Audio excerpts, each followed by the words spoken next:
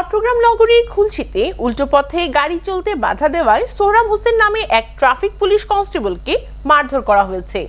Kefayetullah কায়সারের report. গেল মঙ্গলবার দুপুরে নগরীর খুলশী ১ নম্বর রোডে এই ঘটনায় রফিকুল আলম নামের এক গাড়ি চালককে গ্রেফতার করা হয়েছে। আহত পুলিশ কনস্টেবল বর্তমানে চট্টগ্রাম মেডিকেল কলেজ হাসপাতালে চিকিৎসাধীন রয়েছেন।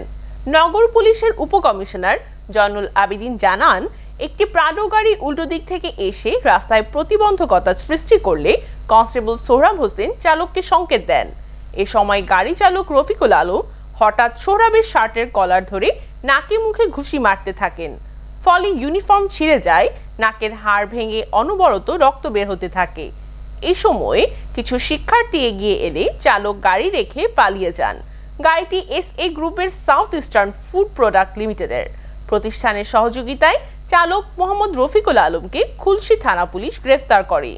এই ঘটনায় খুলশী থানায় মামলা হয়েছে।